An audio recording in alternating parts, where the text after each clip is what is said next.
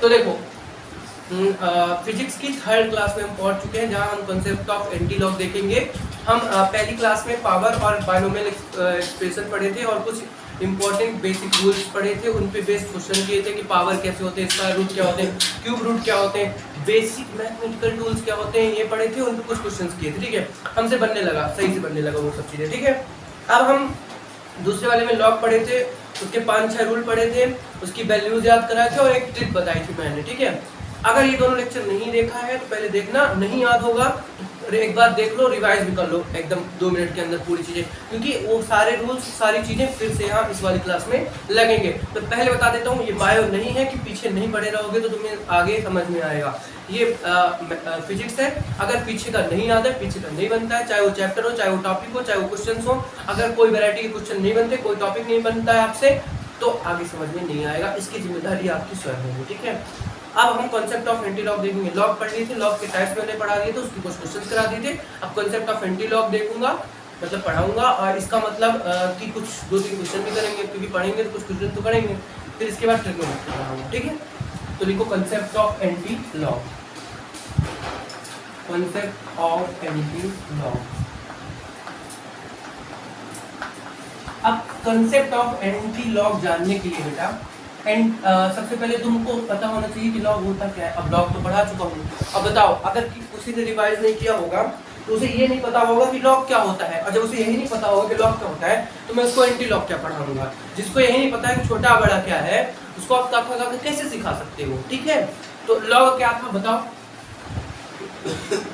क्या हम इस तरीके से कुछ पढ़ते थे, log 10 की पावर x इज इक्वल, कुछ वैल्यू आती थी बाई, ऐसे कुछ वैल्यू आती थी, या फिर 10 भी मत लिखो तुम, कुछ और वैल्यू लिख लो, n लिख लो, ऐसा कुछ हमने पढ़ा है।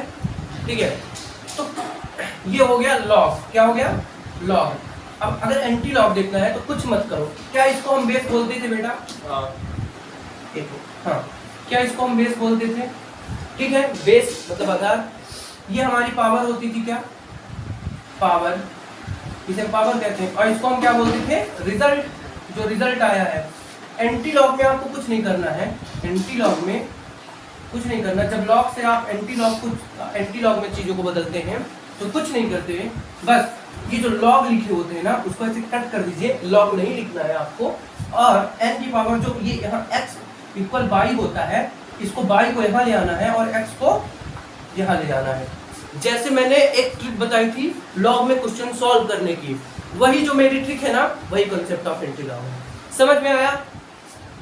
That's is anti log. लिखो ये concept of anti log, concept of anti log. Basic मैंने कंसेप्ट ऑफ एंटी लॉग पहले पढ़ा था, पहली वाली वीडियो में। ठीक है, तो बस कुछ नहीं करना है। क्या क्या हमने इंटरचेंज किया, लिख लो। इंटरचेंजिंग ऑफ पावर, क्या क्या किया है? पावर और result. Interchanging of power and, बोला करो, पावर एंड रिजल्ट। ठीक है, घात, ये पावर और रिजल्ट को हमने चेंज कर दिया है, तो वो क्या बन गया है? एंटी लॉग बन गया है। कुछ क्वेश्चन कराऊंगा, तब तक इसको लिखो, देन मैं क्वेश्चन कराता हूँ। ठीक है, स्क्रीनशॉट लो। हाँ, एक चीज और सुन लो, कभी भी रफ वर्क अगर करना है कैलकुलेशन के लिए तो एक रफ अलग से रखो। हमेशा जब भी पढ़ो सीधा कॉपी में लिखो, क्योंकि तुम्हारे पास पहले रफ में लिखने का, देन कॉपी में लिखने के पास टाइम नहीं है। और नोट्स हमेशा बना के रखो अगर पहली बार पढ़ रहे हो तो। अगर कभी पहले नोट्स नहीं बनाया हुआ है तो प्लीज नोट्स बनाइए, क्योंकि नोट्स बहुत इंपॉर्टेंट है, उसी से आप रिवीजन करोगे। उसके बाद शॉर्ट नोट्स भी मैं बन पाऊंगा, वो तो बनाओगे। ठीक है, इसको लिख लो। और फिजिक्स में हमेशा कोशिश, तो देखो अब हम क्या देखेंगे, कुछ क्वेश्चंस करेंगे ये इसी बेस पे। ठीक है, ये वाला जो है तो समझ गए ना, यहाँ x था और यहाँ y था। ठीक है, इंटरचेंज जब करोगे तो तुम यहाँ y आ जाएगा और यहाँ x हो जाएगा। समझ में आती है? लास्ट इस तरह पर तुम्हें सॉल्व करना है। आप देखो कुछ लिखो क्वेश्चंस, ऐसे ही पढ़ेंगे हम। पहले टॉपिक पढ़ेंगे, देन हम उस पर क्वेश्चंस कर देंगे। ठीक है, इसके नीचे सही ना, जस्ट इसके नीचे लिखो क्वेश्चंस। ठीक है, क्वेश्चंस। पहला क्वेश्चन लिखो, log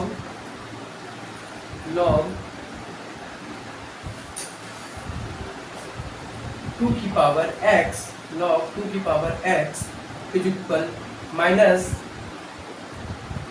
8 कर लेना, या फिर 8 मत करो यार, तुम 16 करो, ठीक है। एंड सेकेंड क्वेश्चन लिखना, log 3 की पावर 81, 3 की पावर 81, अब इक्वल में x कर देना, ठीक है। अब दोनों में तुम्हें क्या फाइंड करना है, find the value of x, find the value of x,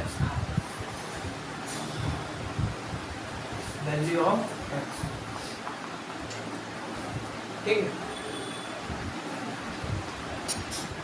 देखो log 2 की power x is equal to minus 16, antilog लगा के ही सॉल्व करना है बेटा इसको, कुछ मत करो, log, ठीक है, पहले log को रहने दो, ठीक है, log, अब क्या करो, इस 16 को इधर ले जाओ तो 2 की पावर माइनस 16 आ जाएगा, ठीक है। इतना बात समझ में आती है, इधर x और इधर x आ जाएगा,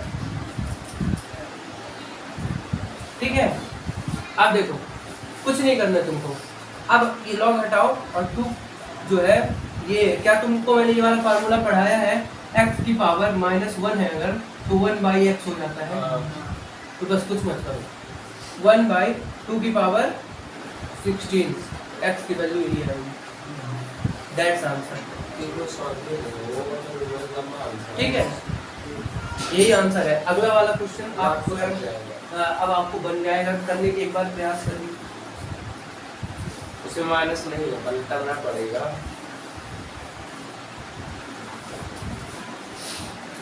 सेकंड क्वेश्चन देखो कैसे होगा, तो देखो log 3 की पावर है तो log 3 की पावर 81 को उधर भेजो और x लिखो इधर, और ये 81 हो गया, या फिर तो देखो अब x की वैल्यू निकालनी है, समझ रहे हो बात को, तो बताओ कि 81 और 3 की पावर कितने में आती है, 4 में, ठीक है।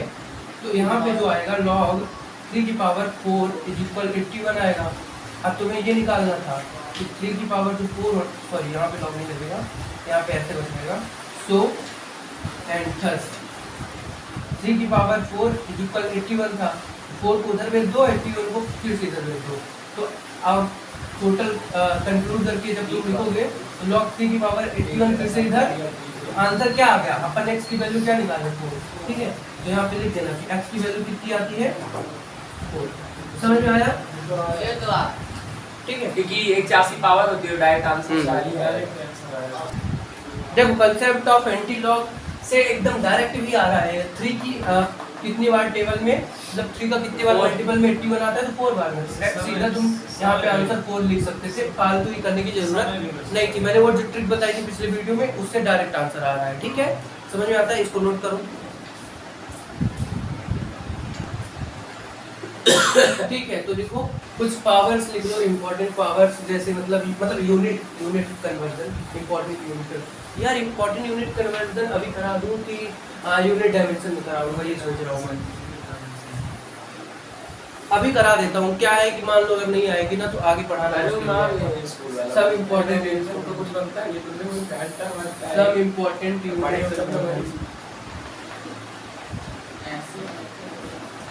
यूनिट ऑफ कंडेंसर करवा रहे हैं, वो कहाँ गया कंडेंसर, अरे कंडेंसर नहीं कंडेंसर बोल रहा हूँ, लिखो 10 की पावर -12, ठीक है, पिकोमीटर। अब पिको लिख लोगे कि मैं लिखूं पूरा, लिखे अब तो लिख लेंगे, ऑनलाइन बन लेंगे, पिकोमीटर, ठीक है, 1 pm 1 पिकोमीटर, ठीक है, लिख लो। अब एक देखो ये इसका मतलब 1 pm बराबर ही होता है, यही होता है 1 pm, 1 पिकोमीटर बराबर 10 की पावर माइनस,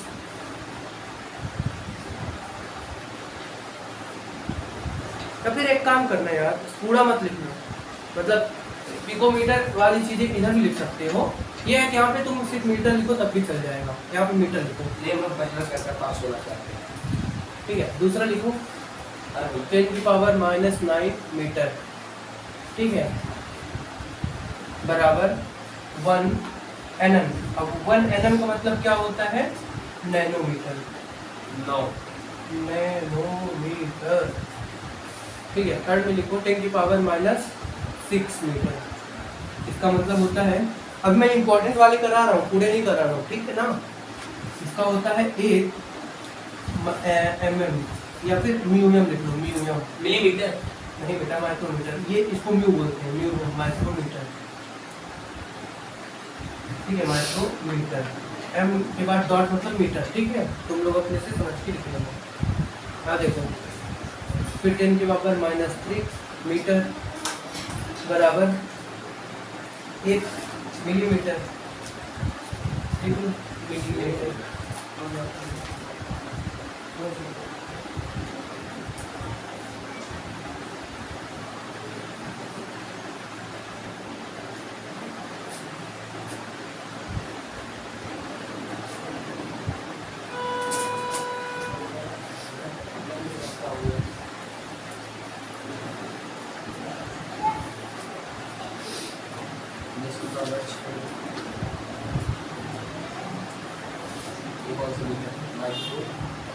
किलो जूल। ठीक है, 10⁻³ जूल बराबर 1 किलो जूल। छठवा लिखो 10⁻6 mg, या फिर ये लिख लो ग्राम। ग्राम बराबर 1 mg मेगावाट।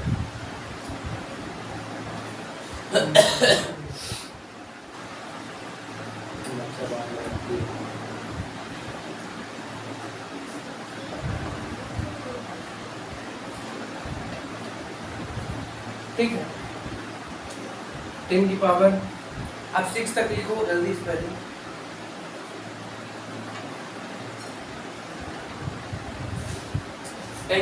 नीचे आ रहा है क्या बताओ, नीचे वीडियो में देखकर।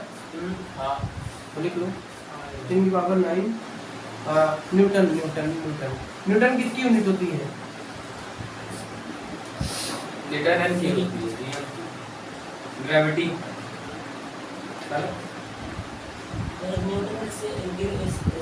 फोर्स की होती है न्यूटन। काहे ना पता चलता। या फिर यहाँ पे वाट, आसमान देता है। या न्यूटन डाले ना तो वाट मत लिखो। ठीक है, जब यहाँ वाट डालते तब वाट डालते। ठीक है, तो गीगा बस लिखो। तो इतना जो है तो इम्पोर्टेंट है, इतना याद करो। बाकी 1 ग्राम 10 की power, sorry 1 kilogram is equal 10 की पावर 3 ग्राम या 1000 ग्राम होता है, ये सब तो बेसिक और पता है ना। स्कूल में तो आएगा। हाँ। तो ये जो है तो लिख लो। स्कूल में क्या बताया? स्कूल में हेडिंग डालिए लगाई। ट्रिग्नोमेट्री।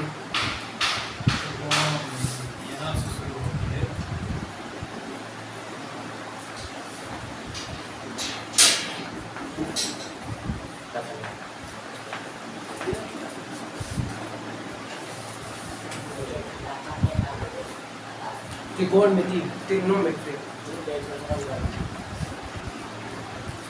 ट्रिग्नोमेट्री लिखो।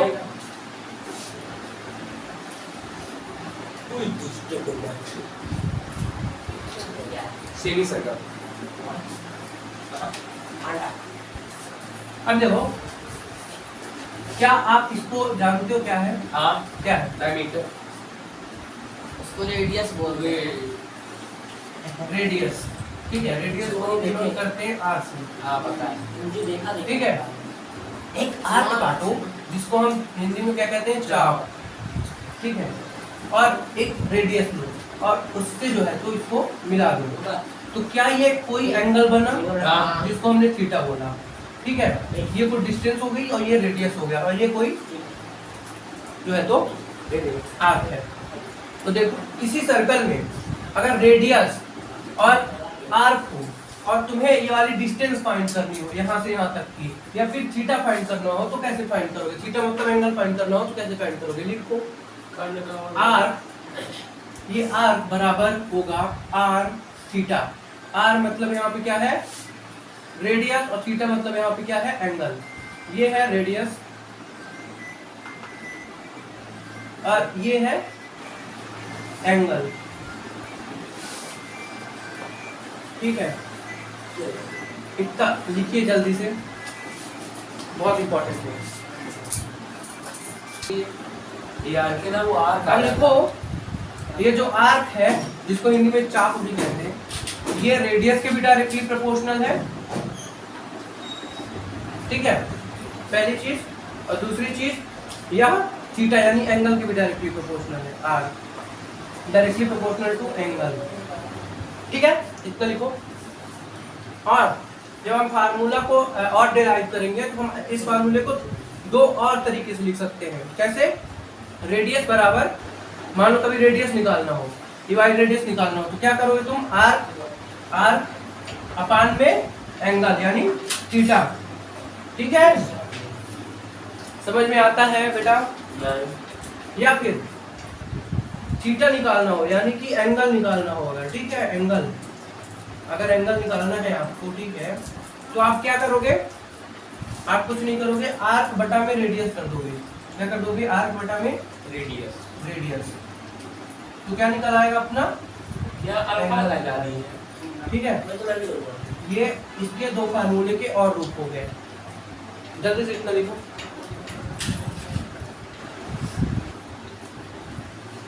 देखो हेडिंग डालो एंगल, ट्रिग्नोमेट्री में ही एंगल हेडिंग, पहली हेडिंग कोण के बारे में पढ़ेंगे। क्या डालना है?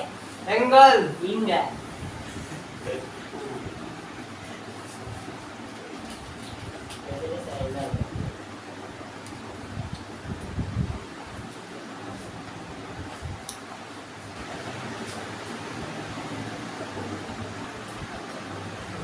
देखो अब देखो मैंने एंगल का एक फार्मूला लिखा है, पढ़ो उसको,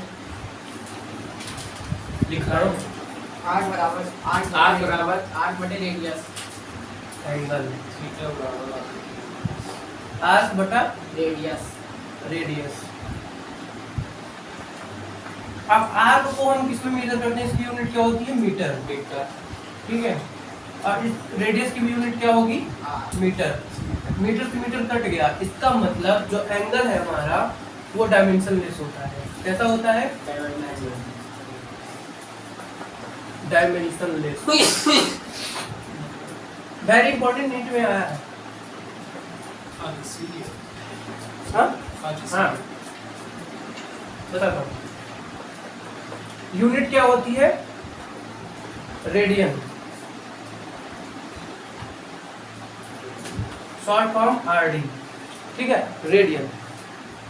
इसको हम सच कहूँ अगर तो इसका एक और नाम होता है प्लेन एंगल। हाँ, एंगल के दो टाइप होते हैं, सॉलिड एंगल और लिक्विड एंगल और प्लेन एंगल, ठीक है। तो ये है प्लेन एंगल, ये लिखो, इसकी यूनिट लिखो। इसके बाद जो है तो मैं थोड़ी सी सॉलिड एंगल के बारे में बात करता हूँ। पहले इसको लिखो, यूनिट में आया है, ये दो पॉइंट बहुत इंपॉर्टेंट है, याद करके रखो, जल्दी से लिखो।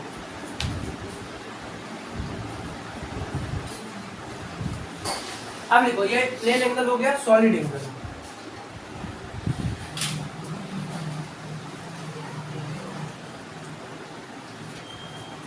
लिख लो, इसकी यूनिट होती है स्टेरेडियन।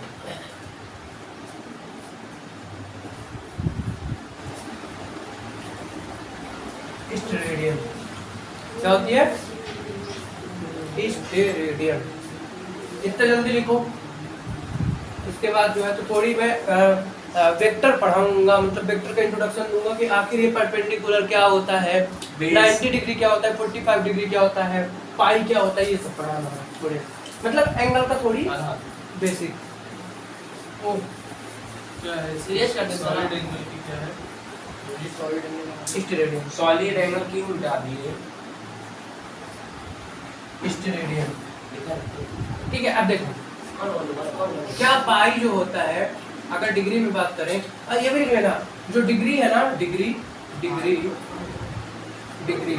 इसको ऐसे डिनोट करते हैं, और यह जो है तो प्रैक्टिकल यूनिट है एंगल की। कौन सी यूनिट है, प्रैक्टिकल। और जो रेडियन बताया था ना वो एसआई यूनिट है, ठीक है, ये है प्रैक्टिकल यूनिट, भाई यही मीनिंग होती है ना, प्रैक्टिकल यूनिट ऑफ एंगल। ठीक है, देखो प्रैक्टिकल यूनिट ऑफ एंगल। पाई जो होता है वह 180 डिग्री के बराबर होता है। पाई बाई 2 जो होता है, ये बेसिक बता रहा हूँ कि याद कर लो इसका, बाकी तो मैं वैसे भी कराऊंगा। और पाई 180 के बराबर, पाई बाई 2 90 के बराबर, पाई बाई 4 ये सब एंगल में आ रहे हैं। 45 डिग्री के बराबर, हाँ, और 2 पाई 360 डिग्री के बराबर। पाई का मान ये बाई साफ होता है। ठीक है, ये सब डिग्री में है। क्या तुमने पूरी रेखा में ये एंगल 0 का होगा, या तो ये पूरा ये 180 का एंगल होता है, यस, स्ट्रेट एंगल। और इसको पूरा अगर करने तो 360 का होता है। ठीक है, 360 का। तो ये पूरा जो होगा इतना वो 1 पाई के बराबर होगा, और अगर ये पूरा घूम जाएगा तो 2 पाई के बराबर होगा। मतलब 1 पाई इतना, 2 पाई कैसे हुआ, इतना घूमता। अगर ये सिर्फ इतना तक है, यहाँ से यहाँ तक है, तो कितना होगा, पाई बाई 2, पाई बाई 2। समझ में आ रहा है? देखो एक बार इतना लिख लिए। अरे धैर्य रखो बेटा, धैर्य जो रखे हैं उनको बहुत कुछ मिलता है जीवन में। ठीक है ना? तो देखो, क्या आपने नंबर लाइन के बारे में सुना है? हाँ, नंबर लाइन में क्या एंगल के बारे में सुना है, कोण के बारे में? बस उसी की चर्चा हम आज करने वाले हैं। क्या ये यहाँ पे 0 होता है? आपने कभी प्रोटेक्टर देखा है? प्रोटेक्टर देखिए। ठीक है, उस प्रोटेक्टर में यहाँ 0 होता है, होता है। इधर आते आते एंगल बढ़ते हैं कि नहीं बढ़ते हैं? इधर 180 डिग्री होता है। ठीक है, अब यही जो होता है 180 डिग्री, फिर से यही जो इधर से चला है 180 तक, फिर 180 यहाँ से 0 से लेके 180 तक चलता है, मतलब 180 ऊपर और 180 नीचे। इसीलिए हम जो है तो जब भी पढ़ते हैं तो कोऑर्डिनेट सिस्टम पढ़ते हैं। कोऑर्डिनेट सिस्टम का मतलब कि ये जो है तो ऊपर ये प्लस होगा और ये माइनस वाले होंगे। समझ में आया? अब देखो, यहाँ पे मैं एंगल बता रहा हूँ कि यहाँ पे अगर ये 180 डिग्री है, जैसे ये मान लो एंगल यहाँ पे है, तो 90 से छोटा होगा और 0 डिग्री से बड़ा। ज्यादा होगा। अगर यहाँ पे आ गया पूरा ये एंगल, ये 90 डिग्री के बराबर होगा। अगर ये आ रहा है, ये 180 डिग्री के बराबर होगा। अगर इतना आ रहा है तो 270 डिग्री के बराबर होगा। ये इतना 270 होता है, ये 0, ये 90, ये 180, ये 270 और ये 360। 0 को 360 भी कहते हैं। ये यहाँ पे जो होता है 2 पाई होता है, ये जो होता है 1 पाई होता है। ठीक है, ये पाई बाई 2 होता है। Yes sir. ये पाई नहीं, ये होता है पाई, और 2 पाई से कम कितना हो जाएगा, पाई बाई तो निकाल लो ना 270 का पाई बाई 180। अब कैसे निकाल रहा हूँ मैं, अभी तुम नहीं समझ रहे होगे, लेकिन अभी बहुत जल्द समझ जाओगे। 90 का ये आ जाएगा 3 पाई बाई 2। वही ना बोल रहा था। ठीक है, कैसे निकाला है मैंने, अब मैं ही बता रहा हूँ। ठीक है, इतना समझ में आता है ना? नहीं समझा रहा हूँ, लिखना नहीं दोस्तों, आगे इसको डिटेल में कराऊंगा तब लिखना, जब ग्राफ पढ़ाऊंगा। ठीक है, अभी तो सिर्फ समझा रहा हूँ। लिखना क्या है वो देखो, लिखो। अगर कोई एंगल या वेक्टर ऐसे मिलता है और ऐसे उसके पास 90 डिग्री होता है, तो उसको हम बोलते हैं perpendicular. Perpendicular to each other.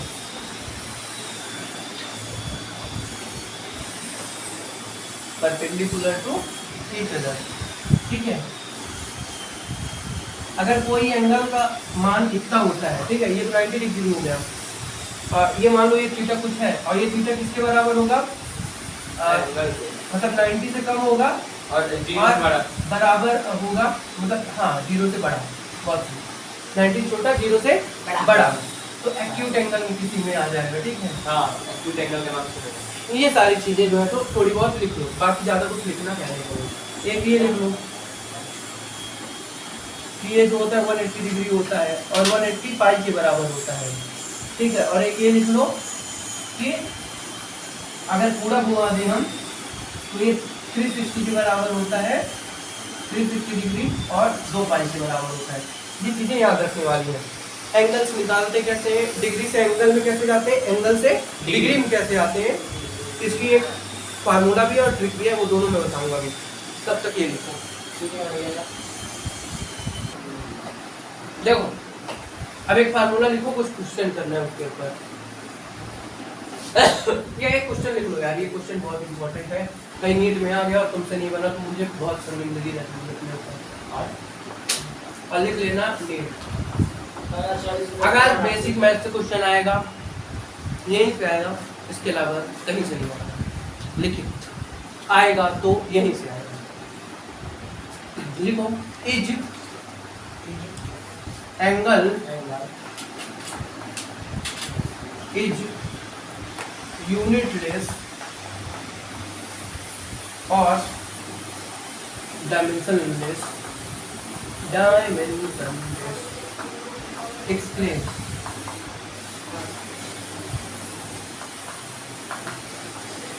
ठीक है, एक्सप्लेन करो कि क्या एंगल यूनिटलेस है कि डायमेंशनलेस है। चलो करो, अपने से पहले 1 मिनट सोचो। देखो देखो आंसर में लिखो angle is dimensionless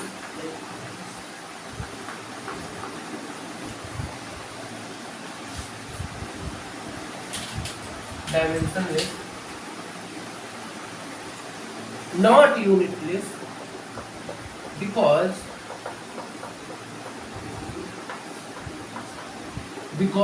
of 2 reasons। अब वो 2 रीजन कौन कौन से हैं? पहला because angle have unit called as radian। The second is And second is because of r angle equal r upon radius which have to unit meter by meter and both are divided by meter and this will be cutted down। तो जब दोनों cut गए इसका मतलब 0 आ गया, तो angle जो है उसका डायमेंशन कुछ बचा ही नहीं, तो ये क्या हो गई डायमेंशन लेस। ठीक है, मीटर से मीटर कट गया। 2 रीजन थे, दोनों छाप लो। अब एक फार्मूला लिखो इसका।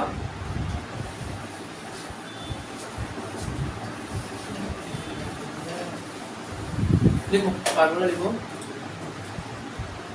पाई। अच्छा एक चीज बताओ, पाई बराबर मैंने भी क्या लिखाया था, और जो मैंने ये कराया था इसमें, तो मैंने ये पूरे एंगल को 180 डिग्री बताया था। और एक चीज बताया था मैंने, इसको और एक चीज लिख सकते हैं। क्या लिख सकते हैं? एक्यूट। भाई पाई के बराबर मैंने कहा था ना, एक और चीज होती है पाई बराबर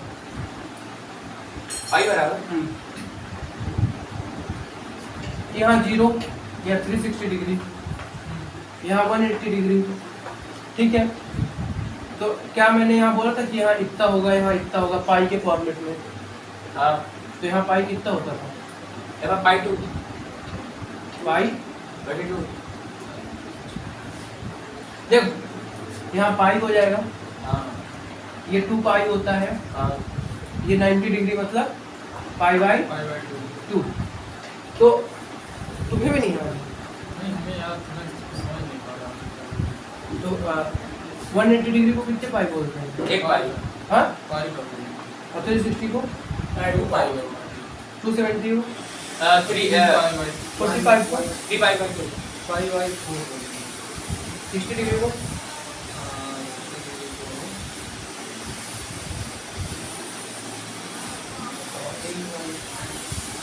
ठीक। देखो बस एक याद रखो कि पाई बराबर 180 डिग्री होता है, पाई बराबर 180 डिग्री। ठीक है, अब पाई यहाँ पे एंगल है, पाई किसको डिनोट कर रहा है? एंगल को। पाई में हम किसको मेजर कर रहे हैं? एंगल को।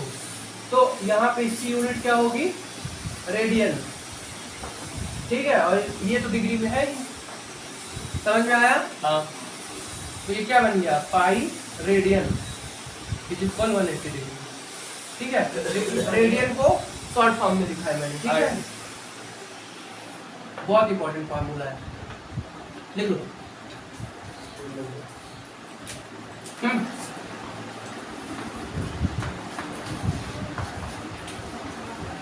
पूरे 11-12 बहुत काम आएगा, बहुत। नोट्स, ठीक है।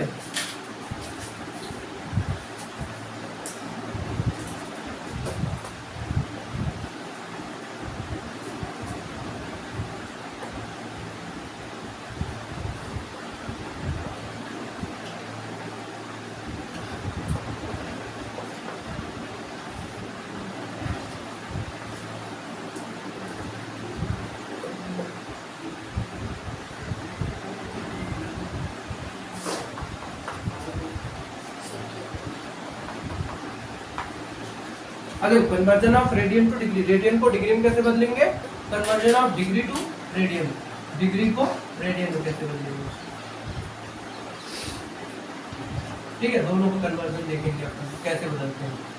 ठीक है, यहाँ रेडियन से डिग्री में बदल रहे हैं, मतलब कि एक रेडियन यहाँ पे बस बचेगा, तो 180 डिग्री बाय पाई नीचे आ जाएगा।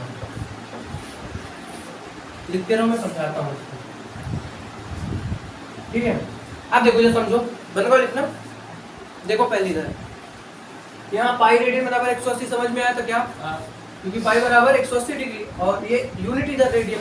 ठीक है, कुछ नहीं किया हमने। रेडियन को अगर हम डिग्री में कन्वर्ट करें, ठीक है, रेडियन को डिग्री में कन्वर्ट करना है, इसका मतलब पाई को हटाना पड़ेगा, पाई को हटाना पड़ेगा, तभी तो रेडियन को आप डिग्री में बदल सकते हैं। तो कुछ नहीं की, एक इधर क्या पाई रेडियन था, तो क्या किसी भी संख्या का एक से मल्टीप्लिकेशन होता है हमेशा? तो यहाँ एक रेडियन लिख सकते हो और पाई को नीचे ले गए 180 बटे एक दो में था तो मट्टे में ले गए, और यहाँ रेडियन में बचा था, तो एक किसी के भी आगे एक तो लगाया जा सकता है ना। 1 रेडियन 1 जा रेडियन, ठीक है, चाहे 1 रेडियन लिख दो चाहे रेडियन बस लिखो। ठीक है, तो रेडियन को डिग्री में बदलने के लिए, रेडियन को डिग्री में बदलने के लिए 180 बाई पाई करना पड़ता है। मतलब 180 बाई पाई से क्या करोगे? मल्टीप्लाई करोगे किसी भी संख्या को, वो किसमें बदल जाएगी? रेडियन में बदल जाएगी। नहीं, रेडियन से डिग्री में बदल जाएगी। अगर डिग्री से बदलना है तो रेडियन में जाएगी, और डिग्री से बदलना है तो डिग्री से बदल रहा है तो रेडियन में जाएगी और किसमें जाएगी? तो कुछ नहीं करना, इसका जस्ट उल्टा करना है तुमको। 1 डिग्री बराबर पाई बाई 180 डिग्री रेडियन। बेटा रेडियन, डिग्री को बदलना है, degree to radian, degree to radian.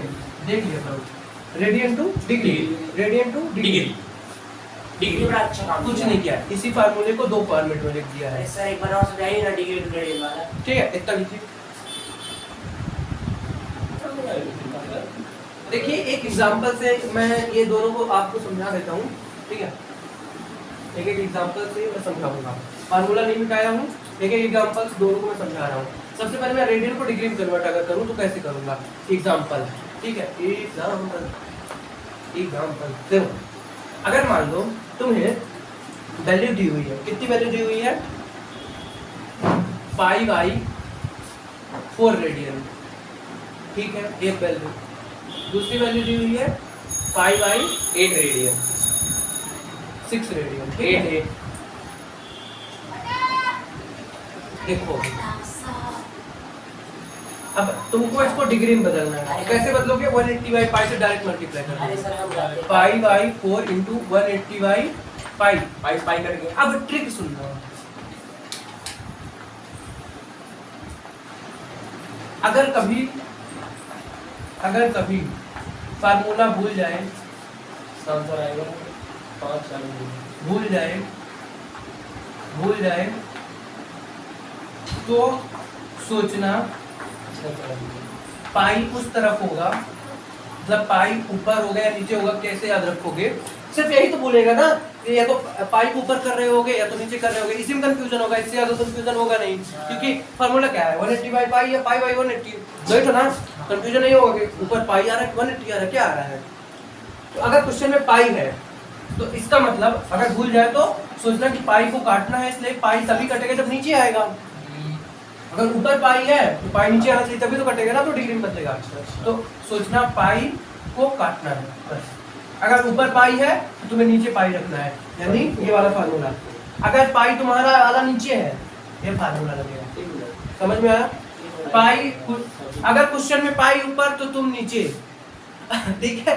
अगर क्वेश्चन में पाई नीचे तो तुम ऊपर, मतलब तुम्हारा पाई ऊपर, ठीक है? देखो इसको क्या करना है, 5/6 180/5, और ये सब 3 की टेबल से कटे होंगे, ठीक है? सबसे अच्छा ये है पाई कट गया 30 डिग्री, 5 से 5/6 कितना आ गया 30 डिग्री। अब इसको देखो ये कैसे कटेगा, पाई कट गया। वैसे तो 4 है, 5 से 5 कैसे करो, फिर 4 से 16, 2 20 या 4 5 से 20 यानी 55 डिग्री, ठीक है? तो इतना लिखो, ये वाला अभी इसका एग्जांपल बस हुआ है, इसको लिखो, फिर मैं दो इसका एग्जांपल करा के ऐसे ही ट्रिक लगा के, ट्रिक सेम होगी दोनों के लिए, ये ट्रिक दोनों के लिए, सर मजा आ गया, ठीक है? और ये एग्जांपल इसका है, एग्जांपल दोनों इसके हैं, ट्रिक दोनों के लिए वैलिड है। इसका एग्जांपल अभी कराऊंगा, तब तक इसको लिखिएगा। समझ में आ गया ना सब? आ गया। अगर कोई बहुत सही बच्चा है ना, टाइम बचाना है, वो पाई को पाई काटने की सोचेगा तक नहीं, बस यहाँ पे कुछ नहीं करेगा। अगर रेडियन में है तो 180 लगा के अपान 4 कर देगा, क्योंकि उसे पता है कि पाई है, इसका मतलब पाई कटेगा। अगर मान लो 180 डिग्री है ना, 180, अब क्योंकि पाई है नहीं, इसका मतलब तुम्हें पाई लाना है, तो जब पाई लाना है तो पाई बाई 180 कट गया, पाई आंसर खत्म। समझ में आया? आ गया। तो अगर बच्चा स्मार्ट है तो कभी भी पाई को यहाँ लिखेगा नहीं, बस 180/4 से मल्टीप्लाई कर देगा। और अगर डिग्री में आंसर है तब भी वो कुछ नहीं करेगा, बस उसको पता है क्योंकि डिग्री में है, मतलब उनको पाई तो लाना ही है, तो पाई लिख देगा पहले ही और 180 से डिवाइड कर देगा। अगर रेडियन में है, सुनो एक ट्रिक और, अभी एक ट्रिक और डालो, ये लिख चुके, ये पहली नंबर ट्रिक, दूसरी नंबर ट्रिक डालो।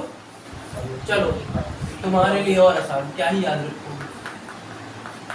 पहली ट्रिक हो चुकी, दूसरी ट्रिक अगर रेडियन में है, अगर रेडियन में है, याद रखना, बहुत इंपॉर्टेंट चीज बता रहा हूँ, 1 सेकंड के अंदर क्वेश्चन हो जाएगा अगर कैलकुलेशन तेज है तो। अगर 180 डिग्री, अगर रेडियन में है, ठीक है, अगर रेडियन में वैल्यू है, ठीक है, समझना, अगर रेडियन में है, रेडियन को मतलब कैसे पहचानोगे, पाई में है क्वेश्चन, ठीक है? अगर रेडियन में क्वेश्चन है, देन आपको क्या करना है, मल्टीप्लाई बाय 180 डिग्री 1 लिया, आपको 180 से मल्टीप्लाई कर देना है बस, और कुछ भी नहीं करना है, ठीक है? समझ में आया? और यहीं पे बस ये लिख लेना, अगर रेडियन की जगह क्वेश्चन किस में है, डिग्री में है, समझ में आया? तो आपको मल्टीप्लाई की जगह डिवाइड, इसको लिखो पहले, इतना सेकंड वाली करके जल्दी लिखो, टैक्स लिखो, 1 सेकंड के अंदर लिखो।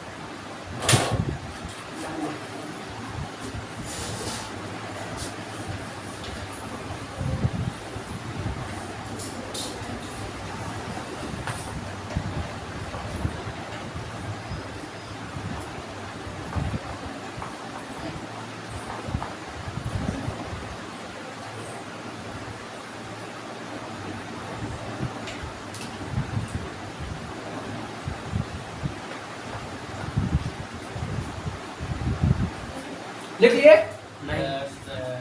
लिखने के लिए तो तुम लोग गधे हो, 1 घंटे लगाते हो। हो गया सर, ये बात है। तो लिख लेना है यहाँ पे, रेडियन की जगह कर लो डिग्री। अगर क्वेश्चन किस में है, डिग्री में है, अगर डिग्री में क्वेश्चन है, देन डिवाइड करना है 180 डिग्री से।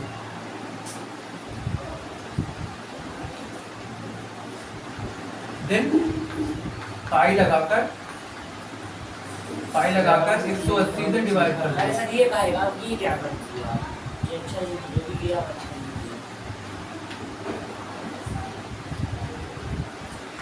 पाई लगाकर 180 से डिवाइड कर दो, ठीक है? समझ में आता है? अभी इसी ट्रिक के बेसिस पे क्वेश्चन कराऊंगा खटाखट, ठीक है? अब देखो 270 डिग्री मैंने कहा, अगर डिग्री में क्वेश्चन है देन पाई लगाकर 180 से भाग कर दो, कुछ मत करो। इस क्वेश्चन में कोई आंसर करना ही नहीं है, कुछ सॉल्यूशन लिखो ही नहीं, पाई लगाकर 180 से भाग कर दो, 0 0 कट गया, 3 6 जा 18, 3 9 जा 27, 3 3 जा 9, 3 2 जा 6, क्या 3 पाई/2 आंसर आ गया, खत्म क्वेश्चन। कुछ मत करो, इसी में पाई बटा 180 लगा दो, 90 दूनी 180 पाई बाई 2। ऐसा मैडम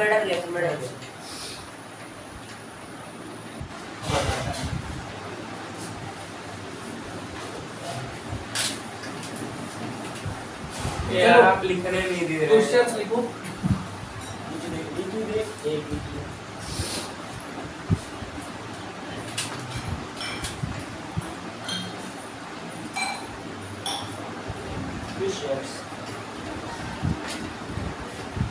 फाइव फाइव इन सबको किसमें कन्वर्ट करना है खुद सोच के रखना, मैं लिख ही नहीं रहा हूँ किसको किसमें कन्वर्ट करना है, मिक्स दे रहा हूँ क्वेश्चन, ठीक है। हाँ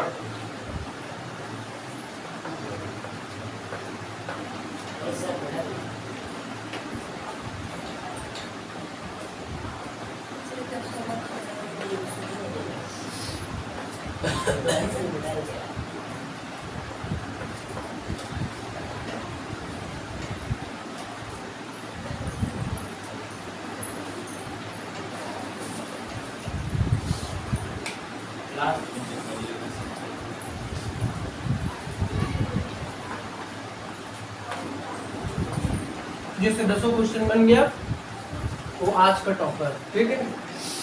मेरे को तो नहीं लगता।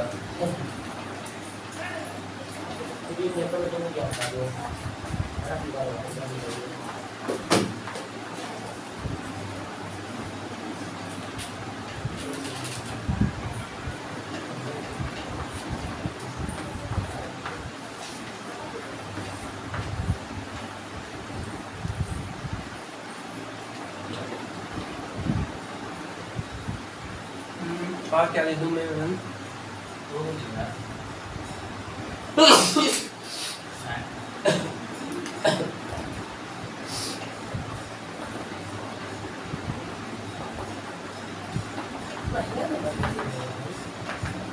चलिए करिए, 10 क्वेश्चन है, जल्दी से करो।